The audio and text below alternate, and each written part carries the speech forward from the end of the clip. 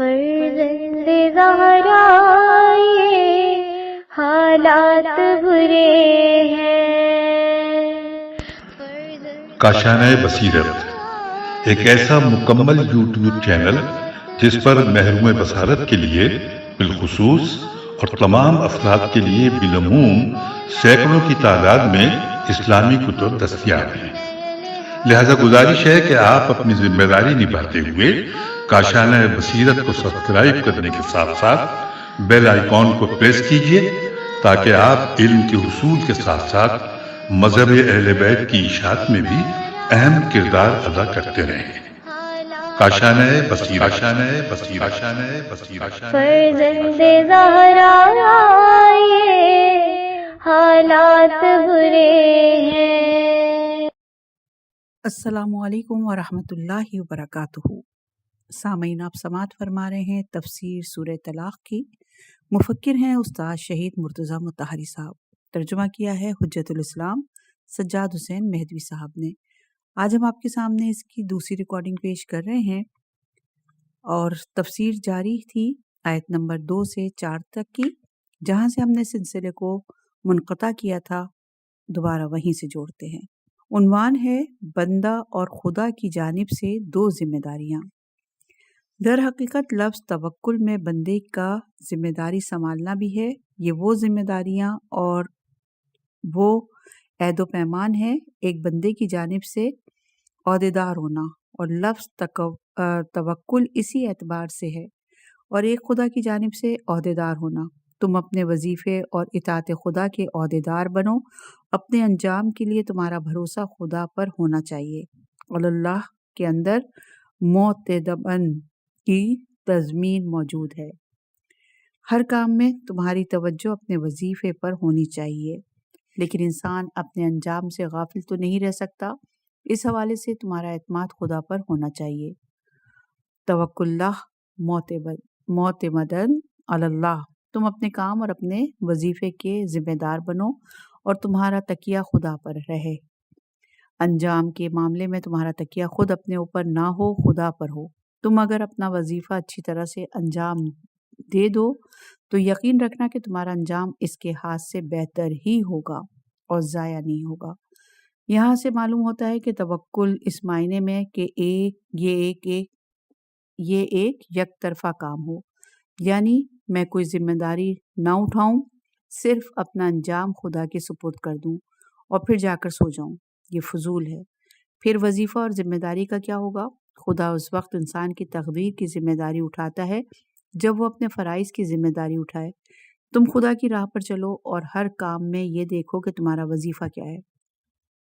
اپنے وظیفے پر عمل کرو، اس وقت دیکھنا کہ کس طرح سے خدا تمہاری تقدیر بناتا ہے۔ پس توکل کے مفہوم میں 2 چیزیں پوشیدہ ہیں: بندے کی جانب سے الہی ذمہ داریوں کو جو اس کے حوالے کی گئی ہیں قبول کرنا، اور خدا کی جانب سے اچھا انجام جو بندے نے اس کے حوالے کیا ہے۔ خدا نے تم پر کچھ فرائض عائد کیے ہیں، تم ان کو قبول کرو۔ تم اپنا انجام خدا کے حوالے کر دو، تم اپنا انجام خدا کے حوالے کر دو، خدا اسے قبول کرے گا۔ وَمَن يَتَوَکَّلْ عَلَى اللَّهِ فَهُوَ حَسْبُهُ إِنَّ اللَّهَ بَالِغُ أَمْرِهِ قَدْ جَعَلَ اللَّهُ لِكُلِّ شَيْءٍ قَدْرًا۔ یہ جملہ انہی آیات طلاق کے درمیان میں تھا۔ اس آیت کے درمیان جس میں فرمایا کہ تم لوگ جب عورتوں کو طلاق دیتے ہو تو عدت کے دوران وہ اپنے انہی گھروں کے اندر اسی انداز سے مقیم رہیں، اور تم لوگ ان کو نفقہ بھی دیتے رہو اور ان کی پذیرائی کرو، لیکن تمہارے پاس رجوع کا حق ہے اس وقت تک جب تک معاملہ ختم نہ ہو جائے، یعنی عدت کی مدت نزدیک پہنچنے تک تمہارے پاس رجوع کا حق ہے۔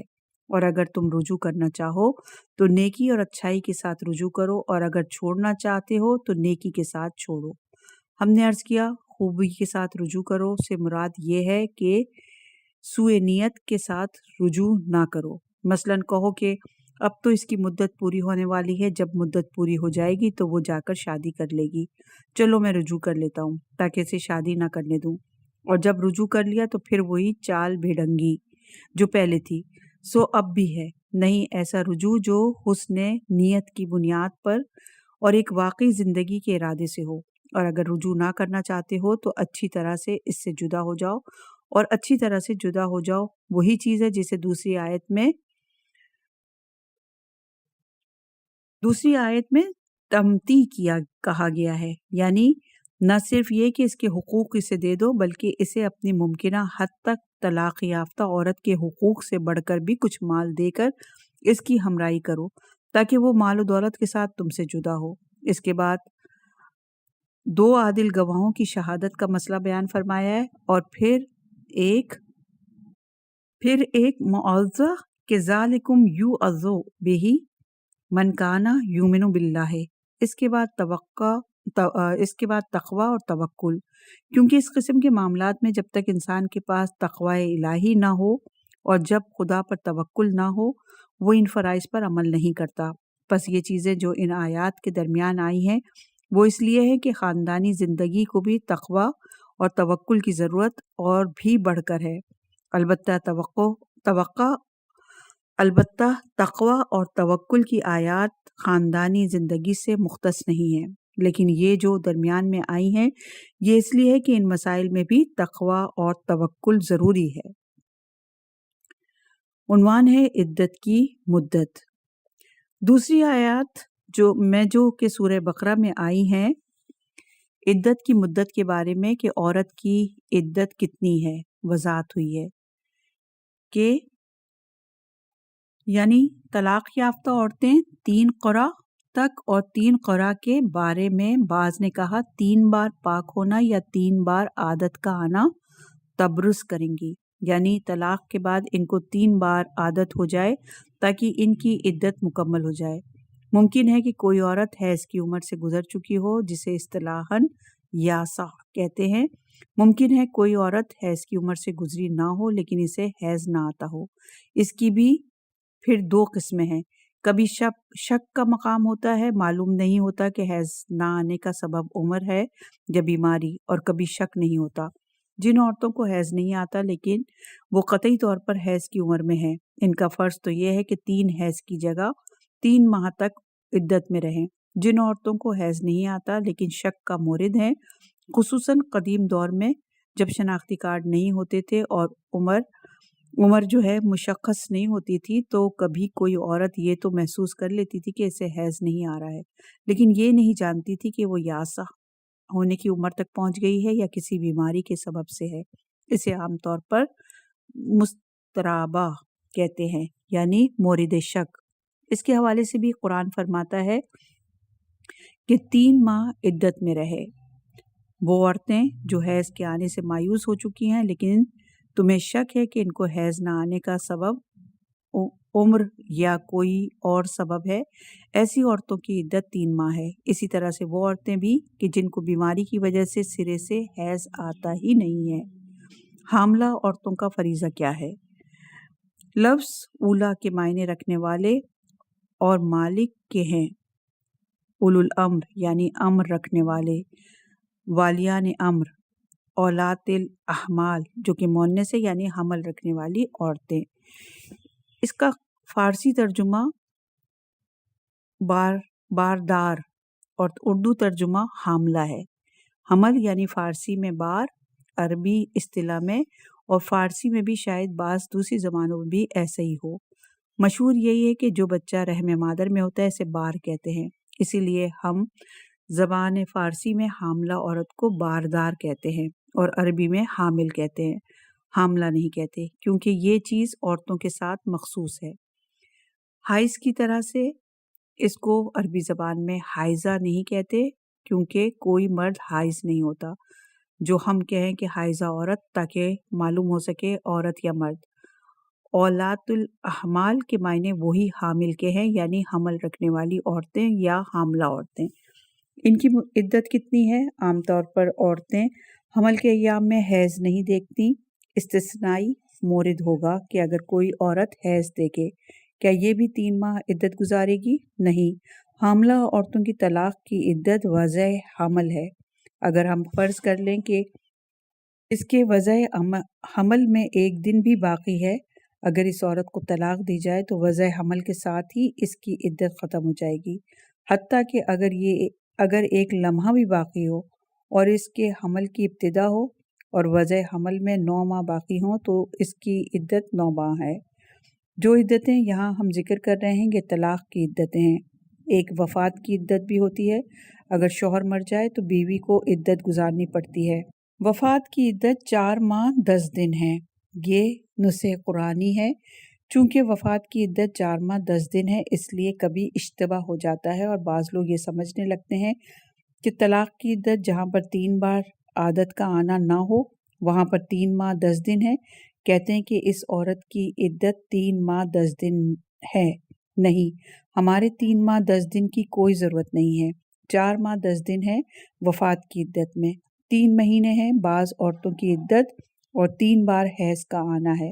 کچھ دوسری عورتوں میں وفات کی عدت مختص نہیں ہے، تمام عورتوں کو، حتیٰ کہ جو عورت واقعی یائسہ ہو چکی ہے، یعنی اس کو حیض آنے کی عمر گزر چکی ہے اور وہ اب حاملہ ہونے کے قابل نہ رہی ہو، اسے بھی عدت رکھنا ہوگی۔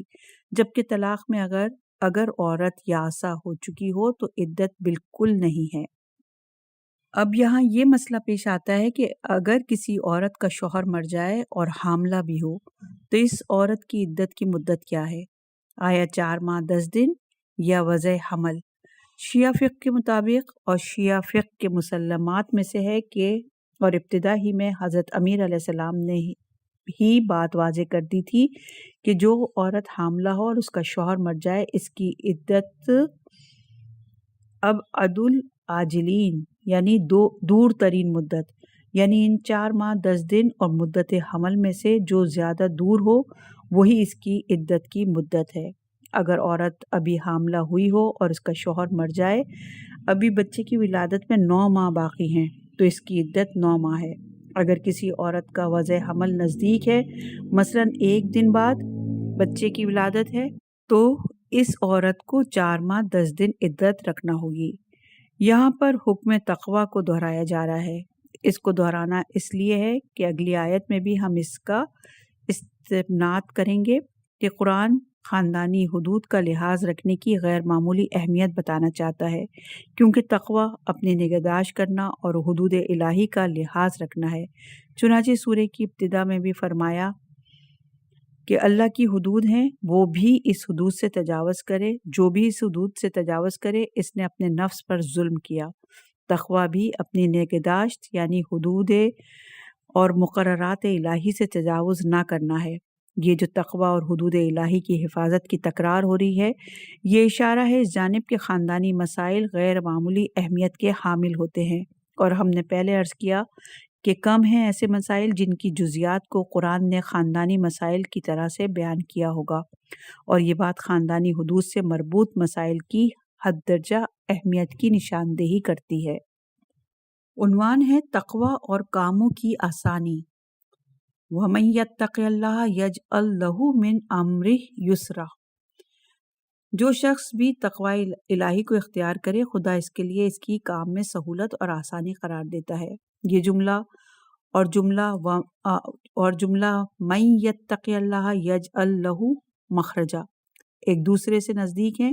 یہاں بھی انسان اپنی ناقص بصیرت سے سمجھتا ہے کہ تقوی انسان کے لیے اشکالات پیدا کرتا ہے، اس کے کام کو سخت اور مشکل بنا دیتا ہے۔ قرآن کہتا ہے معاملہ اس کے برعکس ہے، کام کو آسان کر دیتا ہے۔ آپ تقوی الہی اختیار کریں، پھر دیکھیں کہ کس طرح سے آپ کے سخت کام آپ کے لیے آسان ہو جاتے ہیں۔ جس طرح سے متقی انسان کے لیے کوئی گلی بند نہیں ہوتی، متقی کے لیے کوئی کام سخت بھی نہیں ہوتا۔ سورہ طلاق کی آیت نمبر 5 ترجمہ بیان کرتے ہیں۔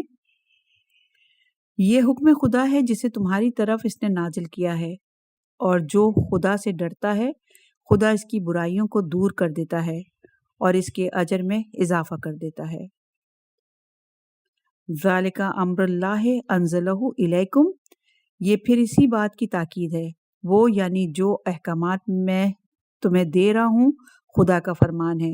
واضح ہے کہ جب قرآن کہہ رہا ہے تو خدا کا فرمان ہی ہے، لیکن یہ بات کے لیے سامنی تاکید اور تذکرہ ہے، مذاق نہیں ہے۔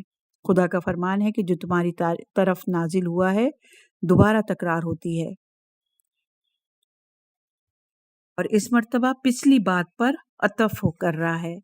اگر تقوی الہی پر عمل کرو گے تو تقوی تمہاری پرانی بے تقوائی اور گناہوں کو محو کر دے گا۔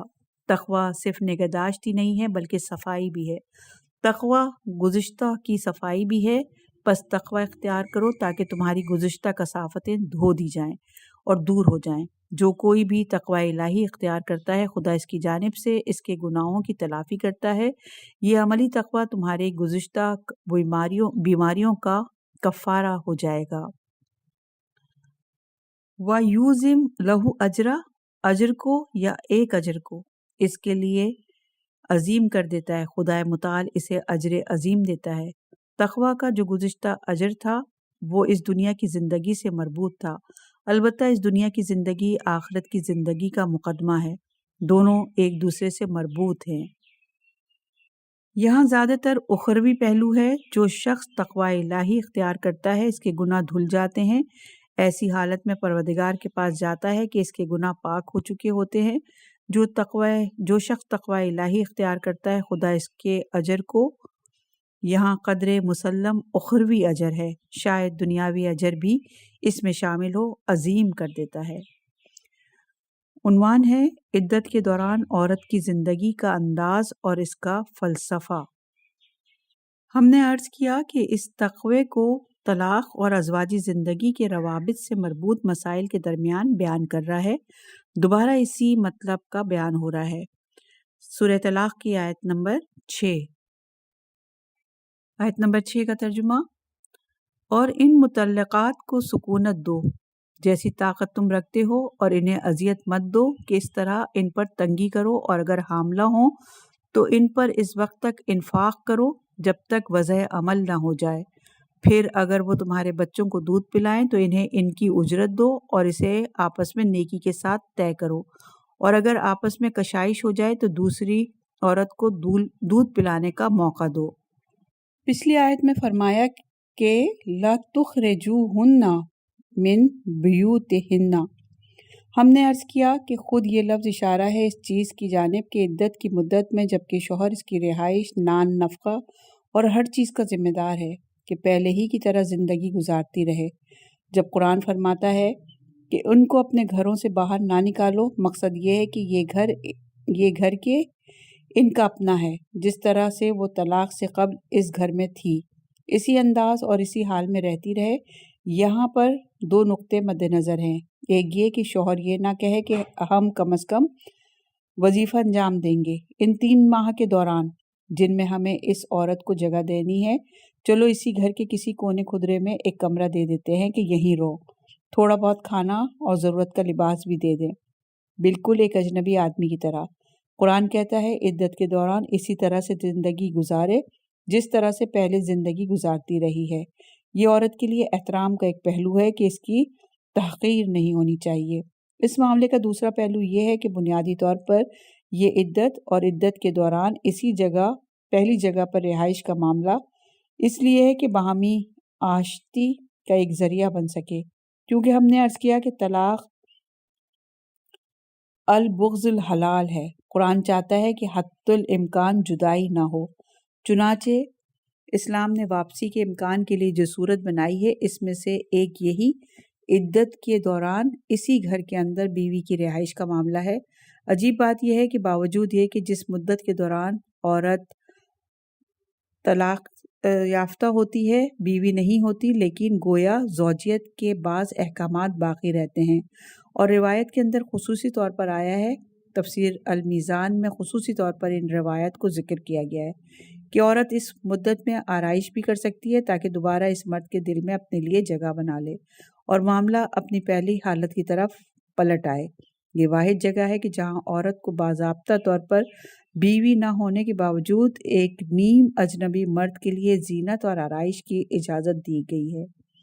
اب یہ بات باوجود یہ کہ جملہ لا تخرجوہن من بیوتہن سے سمجھی جا رہی تھی، لیکن اس کے بہت زیادہ اہمیت کی وجہ سے قرآن تصریح کرتا ہے ان کو اس جگہ رہائش دو جہاں شادی کے دنوں میں دی ہوئی تھی، نہ یہ کہ ان کی ذلت کرو، کوئی پست اور معمولی سی جگہ ان کو دے دو۔ اپنی وجد اور وجدان یعنی دریافت کرنا کی حد میں، یعنی اپنی طاقت اور امکان کی حدود میں ان کو جگہ دو، وہی جگہ جہاں اپنی طاقت کے مطابق انہیں جگہ دی ہوئی تھی۔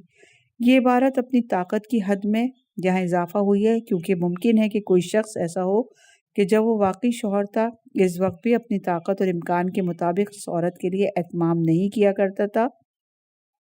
من وجدکم کی عبارت آئی ہے، گویا کہ دو چیزوں کو مد نظر رکھنا ہوگا اور جو بھی بہتر ہو اس پر عمل ہوگا، جہاں پر انہیں رہائش دی ہوئی تھی اور اپنی طاقت کے مطابق، یعنی اپنی شان و طاقت سے کم نہ ہو۔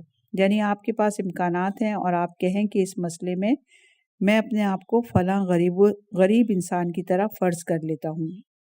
عنوان ہے شرعی حیلہ، وَلَا تُضَارُوهُنَّ لِتُضَيِّقُوا عَلَيْهِنَّ، ان کو مزارہ نہ کرو۔ مزارہ یعنی انہیں ضرر اور نقصان کے دباؤ میں نہ ڈالو کہ ان کے لیے حالات سخت ہو جائیں اور وہ خود ہی وہاں سے چلی جائیں۔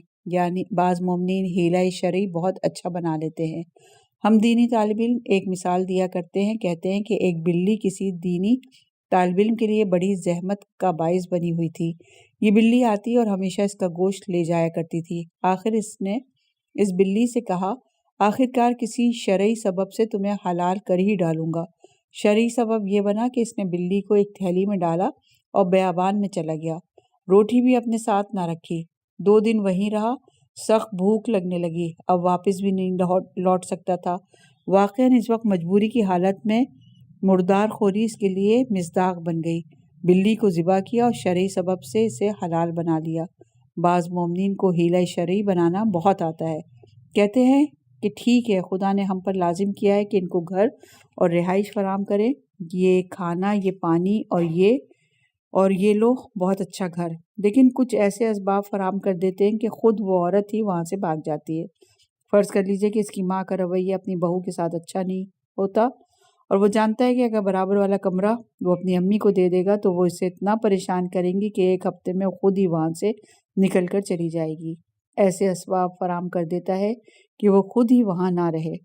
یہ مسائل ہیں جن کی بنا پر قرآن اس کو اہمیت دیتا ہے اور جزیات کو پیش کرتا ہے۔ یہ جو کہا جاتا ہے کہ قرآن نے عورت کے سچے حقوق سے مربوط مسائل میں بہت زیادہ دقت اور باریکی سے کام لیا ہے، یہی ہے، انہیں ضرر نہ پہنچاؤ یا ان کو نقصان پہنچانے اور تنگ کرنے کے اسباب فراہم نہ کرو کہ اس طرح سے ان کو تنگ کرو اور ان کے لیے پریشانی پیدا کرو تاکہ وہ خود ہی بھاگ جائیں۔ خلاصہ یہ ہے کہ شرعی حیلہ اختیار نہ کرنا۔ عنوان ہے حاملہ عورت کا معاملہ۔ اگر وہ حاملہ ہوں تو بچہ جننے تک ان کو نفقہ دیتے رہو۔ ممکن ہے یہاں کہا جائے کہ شاید یہ جملہ تاکید یا اضافہ ہے، اس لیے کہ جب طلاق یافتہ عورت کے بارے میں عدت کی مدت کے لیے کہہ دیا کہ لا تخرجوہن من بیوتہن، تو فانفقوا علیہن میں بھی یہ شامل ہے، لیکن نہیں، یہ ایک ایسا مسئلہ ہے جسے اصطلاح میں عموم اور خصوص من وجہ کہتے ہیں۔ اس میں کوئی ایسا مورد آ جاتا ہے جو اس میں نہیں آتا۔ فقہ میں ایک مسئلہ پیش کیا جاتا ہے اور وہ مسئلہ یہ ہے کہ تمام طلاق یافتہ عورتیں عدت ختم ہونے تک گھر کے اندر ہی رہیں گی اور ان کے پاس حق نفقہ بھی ہو، یا صرف وہ عورتیں جن کی طلاق رجعی ہوتی ہے۔ ہم نے عرض کیا کہ اس بات کا فلسفہ کہ عورت اس مدت میں گھر کے اندر ہی رہے اور مرد بھی نفقہ دیتا رہے، یہ ہے کہ صلح اور آشتی کا امکان باقی رہے۔ لیکن اگر صلح و آشتی کا امکان ہی نہ ہو تو اس فلسفے کا کوئی وجود ہی نہیں، جیسے تیسری طلاق، کیونکہ شوہر اگر بیوی کو 3 طلاق دے دے تو تیسری طلاق میں سے رجوع کا حق نہیں ہے، حتیٰ کہ عدت کے بعد بھی اس کے ساتھ شادی نہیں کر سکتا، مگر یہ کہ حلالہ کے ذریعے پہلے سزا بھگتے، یعنی کوئی اور مرد اس عورت سے شادی کرے، وہ بھی دائمی عقد کرے اور شادی کے بعد اس سے ہم بستری بھی ضرور کرے، وگرنہ صرف عقد پڑھ لینا اور طلاق دے دینا کافی نہیں ہے۔ پھر اگر اپنی مرضی سے اسے طلاق دے دے تو پھر پہلے شوہر کو یہ حق حاصل ہے کہ اس سے شادی کر لے، پس تیسری طلاق میں رجوع کا حق نہیں ہوتا۔ بنابراین یہ مسئلہ کہ عورت اس گھر میں رہے اور اسے نفقہ ملتا رہے، وہ فلسفہ ختم ہو جاتا ہے۔ یہی وجہ ہے کہ کہتے ہیں کہ تیسری طلاق میں یہ حقوق ختم ہو جاتے ہیں۔ اب اگر یہ تیسری طلاق ایسی تیسری طلاق کہ عورت حاملہ ہو، پھر مسئلہ کیا ہوگا؟ یہاں حاملہ عورت کے لیے ایک اور فلسفہ موجود ہے کہ عدت کی مدت، جو کہ وہی مدت حمل ہے، اس دوران مرد اس کے اخراجات اٹھائے اور وہ ان کا حاملہ ہونا ہی ہے۔